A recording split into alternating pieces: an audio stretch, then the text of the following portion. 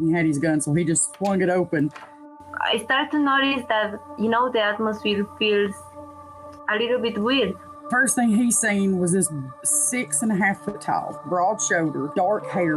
That freaked him out. We hadn't talked to her about like life and death and what any of that means. She's 3 years old, So we turned around. Suddenly there's a whole tree falling across the road. And she was describing to us that, there was a deceased person that she could see visually.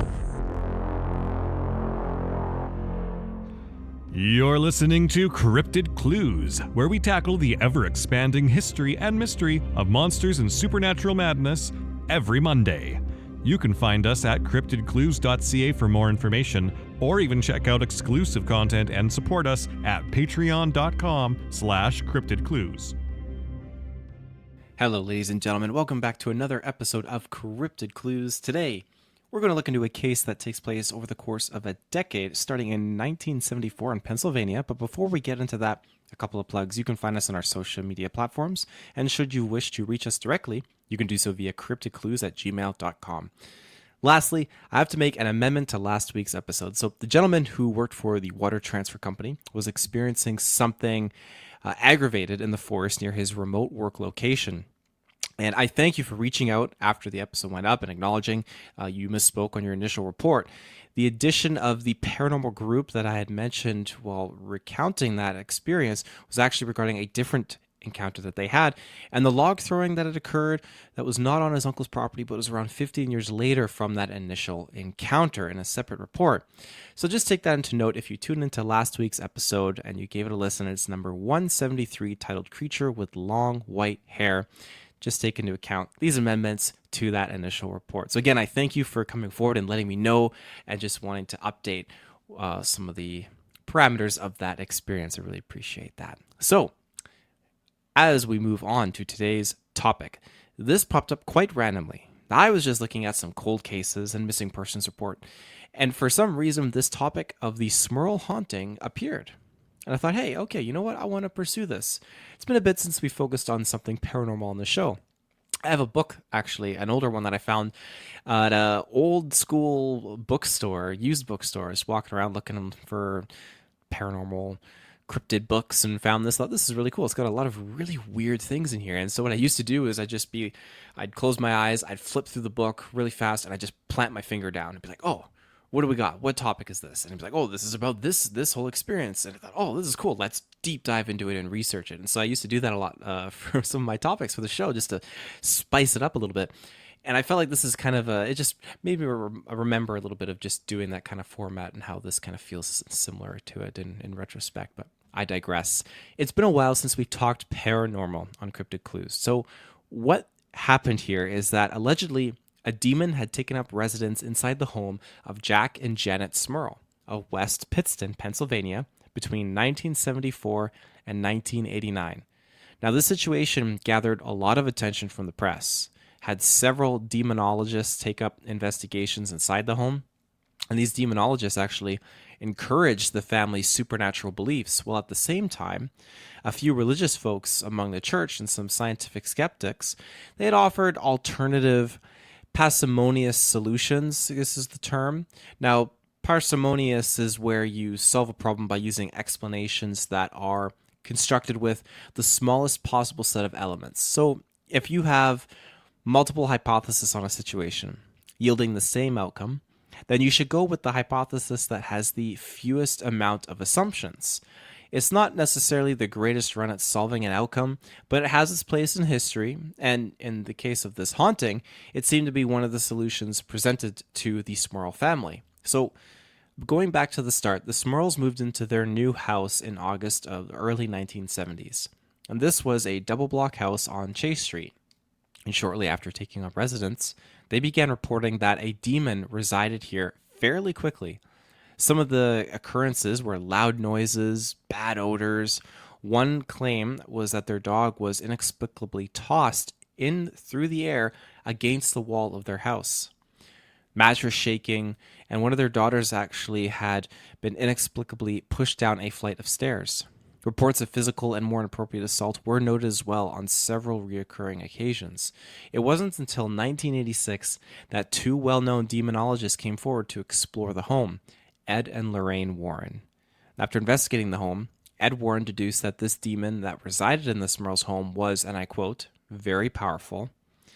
Many times after attempting to persuade the demon to leave through means of religious music and praying, mirrors and furniture reportedly shook violently. The Warrens also said that they could feel the temperature drop at times, and in one instance saw a dark mass forming within the home.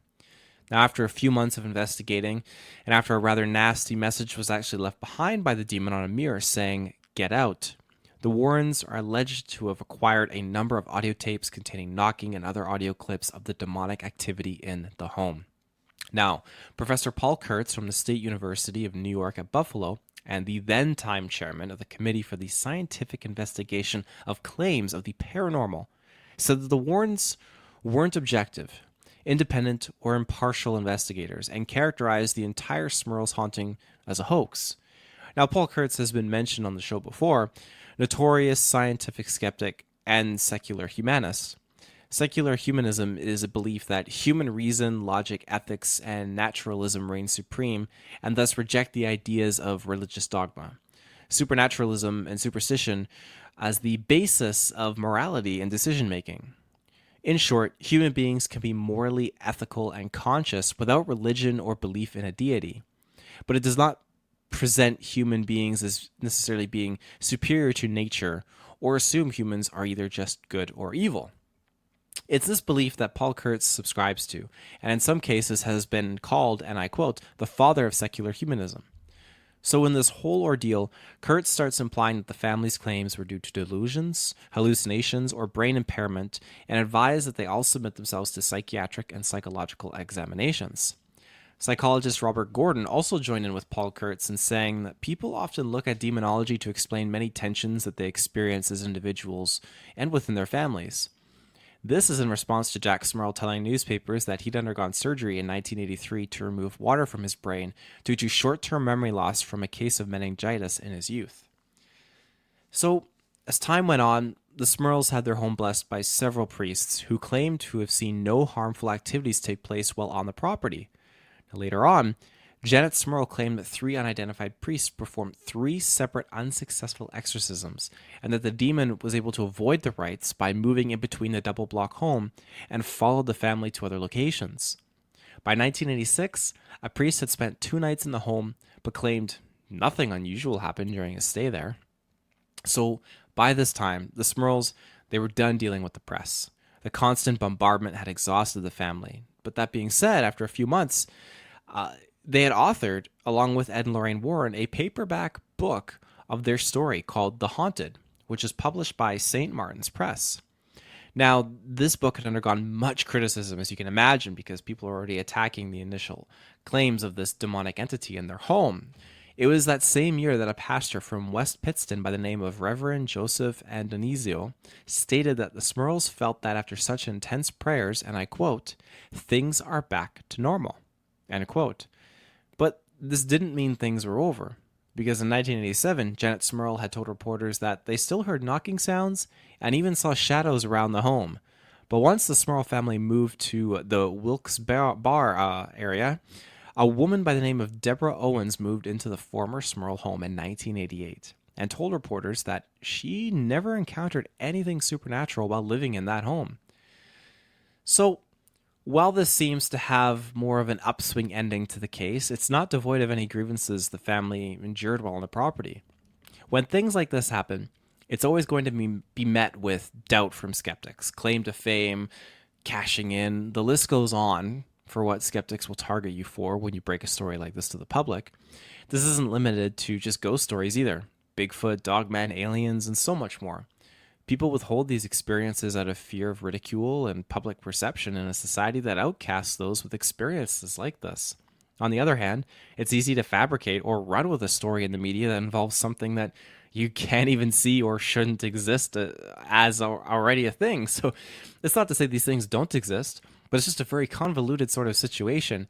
So I will defer to my old saying, 99.99% of these things could all be fake, but the fact remains that 0.01% still resides a chance that one of these experiences is the real deal, and that would be absolutely terrifying.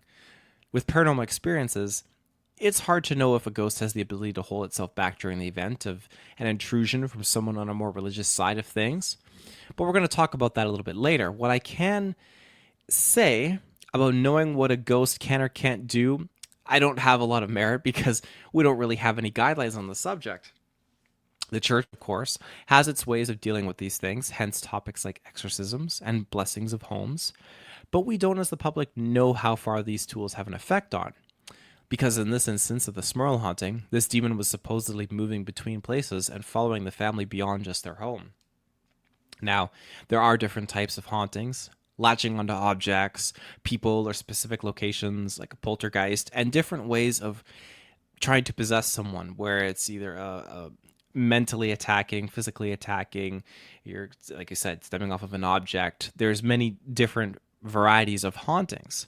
So there are spirits who reside in places that maybe they just haven't moved on yet. Could be loved ones or just souls that are lost. We have demons who hide and solely exist because we do. And their goal is to take advantage of what we are. And I have been asked before that to be made in God's image, what does that mean? This is absolutely my own belief, but such a belief makes me suspect that we're made in God's image, and it's the image, the ability to create. I'm indifferent on God, and I always thought of myself as more of an agnostic, but I always felt I am me and I am whole. I felt connected to myself and something beyond when I am creating. It could be a very simple thing, not in the same context as God, of course, where God's making planets and people's souls, and oh my goodness, holy smokes! But on a smaller scale, making podcasts, making food, just things in my personal life, and I absolutely love it. That power of creation, it just makes me feel whole, and I think that's why art and different types of dance and expression, when you get to create these things, have such powerful forms of conveyance to the audience and have such passion involved with it, because you are feeling the closest to whatever being is out there that you want to believe in, that is portrayed as the creator. And you are doing something in that creator's image by creating yourself. And it's a shame that those types of things in society are so hard to pursue and can be very difficult. Of course, there's a lot of work that you have to invest into becoming successful in things like music and dance and performing arts, but they're certainly well rewarding, that is for sure. But I digress. Moving on from this moment of creation where you can feel closest to whatever power beyond is there, I will close it off with a quote. Creation is an act of sheer will, said by the famous John Hammond from Jurassic Park. So if we look at old spiritual and folklore beliefs, when a demon attaches to someone, it can manifest a range of negative effects. Hence the crossover when people experience very negative events in their lives, that the attribution to demons can be made, whereas it's still suspected, it might just be a mental condition of some sorts. But we as humans, of course, like to put blame onto something. It's not always easy to own up to things in our lives, but should a real demon be present, those feelings that manifest can be fear, anxiety, paranoia, depression, mood swings, irrational thoughts, and a sense of control beyond yourself. Now, that's the mental case. The physical symptoms can be fatigue, illness, physical manifestations of a demon's presence, which when combined with behavioral changes like self-harm, increased aggression, and other disturbing experiences, is the stage that usually warrants an exorcism. But of course, the church would require proof at this point before committing this act. They're going to send someone in, and most of the time, these exorcists, they are trained as skeptics. They're going in, they're going to be talking with the doctors, they're going to be coming up with a solution. They're not going in there immediately believing, you are possessed, it's a demon. They're going in there with that apprehensive approach, which is a very good thing to have. And they just have to look and just gather the right amount of evidence. Now, a situation where 3 exorcisms occur, that's something. But due to this presence vacating the area, that's something as well. It's very interesting. It's not always a common thing in haunting reports, and it seems like it's an easy scapegoat. So why don't other demons and spirits do that all the time with their own possessions or hauntings? Well, There may be an explanation for that we're going to cover right now. In reported exorcism cases, there are numerous claims from witnesses that suggest demons can, in fact, sometimes remain silent or inactive in the presence of a priest, especially when prayers and rituals begin. Some exorcists, such as Father Gabriel Amorth, who served as the Vatican's chief exorcist for decades before his passing, had described cases where possessed individuals showed no immediate reaction to prayers or holy objects, leading to an initial skepticism about whether or not the possession was in fact real. Father Gabriel Amorth is also the main character in the 2003 horror film The Pope's Exorcist. But there are a few explanations we can attribute to this phenomenon. First one is feigning absence, where some exorcists believe that demons may try to play dead or remain hidden to avoid being cast out, just waiting for the ritual to stop before resuming their influence. Second, variable reactions. Now, not every exorcism results in immediate manifestations like screaming, contortions, or supernatural displays. Some cases require multiple sessions before any reaction occurs. Third, psychological versus supernatural. So skeptics, as we discussed earlier, will argue that what is perceived as demonic possession could be psychological in nature, and a lack of reaction might indicate a subconscious resistance rather than a supernatural entity. And lastly, supernatural resistance, meaning that demons operate strategically, attacking someone with varying religious perspectives and thus resisting or delaying their response to weaken faith in the exorcism process, which is quite frickin' devious. But at the core of all this, and still from a theological standpoint, many exorcists, they just maintain that belief that demons are simply deceptive and suppress their manifestations to avoid any and all detection. Which to me makes the most sense, and in the event of the Smurl haunting, I would reckon that's probably what this thing was doing if this was indeed a very real demonic possession haunting case. In closing, I'm going to share some information from a Vatican-trained exorcist by the name of Father Vincent P. Lampert. And I quote, "Demons can do things that we would just find to be completely not possible. I've seen when demons manifest. Eyes roll in the back of the head. There's growling and snarling, foaming at the mouth and whatnot. The voice becomes deeper and more authoritative, strong, horrible odors, stenches that are coming from the person that's possessed. I've witnessed levitation, where demons cause the body to float. I've seen when demons manifest, the person's body will drop to the floor and slither like a snake. I've seen when manifestations begin, the face becomes contorted, and even sometimes the tongues come out like a snake. During a recent exorcism, when the demon finally manifested, the person's eyes in the front turned green, and their pupils became slanted like a serpent. And this voice comes out of the mouth, a very deep voice, and says, 'You can't get rid of us. We've been here too long, and you're not strong enough.' And then began to howl and growl and hysterical laughter and whatnot. But again, it's not about just casting the devil out. It's about inviting God in. The harder part is to convince somebody that they need God in their life. For some people, though, it is a mental issue." End quote. The idea that someone's eyes turned lizard-like. Now, we have conspiracies circulating about reptilians and so forth, but I really do wonder where the lines are drawn between all of these things. Religion and Bigfoot, Bigfoot and UFOs, UFOs and religion, and then back to religion and Bigfoot. And you have all these other things thrown in there, Dogman and reptilians and the Greys and so many different things and other cryptids. And they're all placed in this circle that just seems to go around. And every so often, at least from the time I started doing this show, you see these lines kind of overlap. Like I said, religion and Bigfoot, those overlap. UFO and Bigfoot, those overlap too. And it's just, it's going and going and going. It is such a downward spiral. It is such a rabbit hole. But of course, that depends on the perspective you have and what you choose to believe, which is everyone's right to choose. So let me know what you all think in the comments below. I hope to keep pursuing more information on demons and possession. It's something I really enjoy looking into, and I enjoy asking Reuben about it, as he is my go-to on all things religious. He's a great source. But for when that time comes, remember, you can find us at CryptidClues.ca, our social media channels, and should you wish to reach us directly, you can do so via CryptidClues@gmail.com. So until next time, everyone, Take care and stay safe.